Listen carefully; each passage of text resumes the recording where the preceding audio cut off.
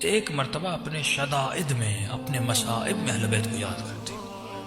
یہ وہ گھڑی ہوتی ہے کہ خدا دیکھنا چاہتا ہے یہ بندہ اس مصیبت میں یاد کس کو کرتا ہے. مولانا صاحب کہتے ہیں مجھے ایجنسیز نے پکڑ لیا، کسی اور کنٹریز کی ایجنسیز تھی. 65 دن مجھے کال کوٹڑی میں رکھا، بے گناہ تھا. کہ میرے ہاتھوں کو باندھ لیا، میرے پاؤں کو باندھ کے مجھے سیدھا لٹایا جاتا تھا. اور جو میرے پاؤں کے تلوے ہیں وہاں بہت شدت سے مجھے مارا جاتا تھا. قبلہ بس شدت اتنی ہے آپ کو بتا دوں کہ اتنا شدت سے مارتے تھے میرے پاؤں سوج جاتے تھے، میرے ناخن وہاں سے نکل آتے تھے. لیکن جب چوٹ لگتی تھی اور شدید تکلیف ہوتی تھی تو میری زبان سے ایک جملہ جاری ہوتا تھا، یا زہرا. میں بی بی کو بلاتا تھا. پھر مارنے کے بعد 3 گھنٹے مجھے اسی طرح اس حالت میں چھوڑ دیتے تھے. کہتے مولانا اللہ گواہ ہے، جب اس شدت میں بی بی کو پکارتا تھا یہ لوگ باہر چلے جاتے تھے، یا زہرا کہتا تھا میرے دونوں ہاتھوں کی کڑیاں کھل جاتی تھی. جب تک وہ واپس آئے میں بیٹھ کے تھوڑا آرام کرتا تھا، پھر آتے تھے، پھر میں کڑیوں میں اپنے ہاتھوں کو ڈال دیتا تھا. کہا کہ کافی دن گزر گئے، بی بی کو پکارتا رہا لیکن کوئی فرج نہیں ہوا. کہ ایام فاطمیہ قریب تھے اور 3 دن باقی تھے بی بی کی شہادت میں. میں اپنی کال کوٹری میں بیٹھ کر رو رہا تھا اور کہہ رہا تھا سیدہ اتنی مصیبت میں میں نے آپ کو اتنا بلایا، اگر آپ کی شہادت کے دن سے پہلے میں آزاد ہو گیا تو مجھے یقین ہو جائے گا میں آپ کا ہی شیعہ ہوں اور آپ مجھ سے راضی ہو. لیکن بی بی اگر اس دنوں کے بعد گزر گئے اور آزاد نہ ہوا بس میں سمجھوں گا کہ مجھ میں قابلیت نہیں تھی، آپ مجھ سے راضی نہیں ہو. کہتا رو رو کے مجھے نیند آ گئی. ایک عجیب خواب دیکھتا ہوں کہ میں ایک جہاز میں ہوں اور ایئرپورٹ پہ اترتا ہوں. ایک بندہ مجھے ریسیو کرنے آتا ہے، اپنے گھر لے جاتا ہے، بستر پہ سلاتا ہے، اے سی آن کرتا ہے. ایک سفر کا منظر دیکھتا ہوں خواب کے عالم میں. نیند سے اٹھتا ہوں، سوچ ہی رہا تھا کہ یہ میں نے کیا دیکھا ہے، کہاں جا رہا تھا، کس جہاز سے اتر رہا تھا.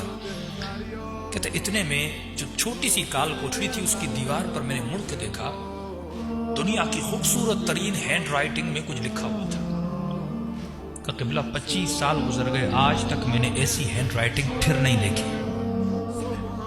لکھا ہوا تھا بسم اللہ الرحمن الرحیم. جو بھی اس کال کوٹری سے نکلنا چاہتا ہے، بچنا چاہتا ہے، 540 یا 35 مرتبہ یہ دعا پڑھے، شفا مل جائے گی.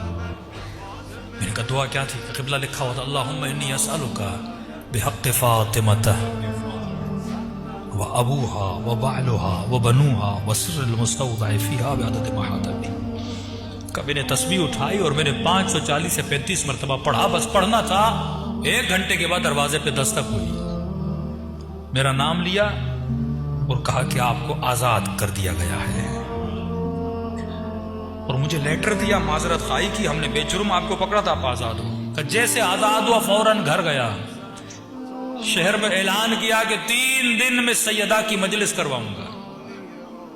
میں نے گھر کے دروازے کے اوپر بینر لگایا، یہ مجلس وہ کروا رہا ہے جسے سیدہ نے آزاد کروایا ہے. کہ یہ تعبیر تو ہو گئی. کہ مولانا میں کراچی آیا، کسی جاننے والے نے افریقہ سے فون کیا کہ ماہ مبارک میں آپ کو ہم افریقہ بلانا چاہتے ہیں، یہ آپ کا ٹکٹ ہے، یہ پیسے ہیں، 2 دن کے بعد آپ کی فلائٹ ہے. کہ میں جہاز میں چڑھا. اب جب افریقہ کے ایئرپورٹ پہ اترا میں نے کہا یہ تو وہی ایئرپورٹ ہے جو خواب میں سیدہ نے دکھایا تھا،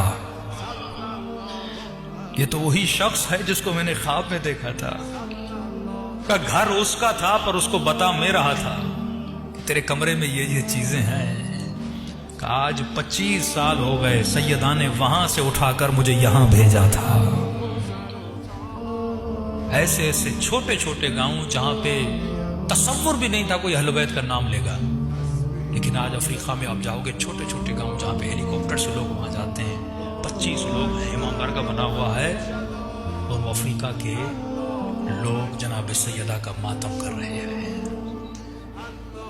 جب تم مصیبتوں میں ان کو بلاتے ہو وہ کہاں سے کہاں اٹھا کر تجھے بھیجتے ہیں کہ جاؤ. اگر تم مصیبت میں یہ تم میں برداشت تھی، یہ قوت برداشت کی تھی کہ تم نے سیدہ کو یاد کیا، اہل بیت کو یاد کیا، اب ہم تمہیں ایک ڈیوٹی سونپتے ہیں کہ جا ہمارے دین اور مذہب کا مبلغ بن. تو میرے عزیز، صرف خوشیوں میں نہیں فرمایا شیعتنا خلقو، ہمارے شیعہ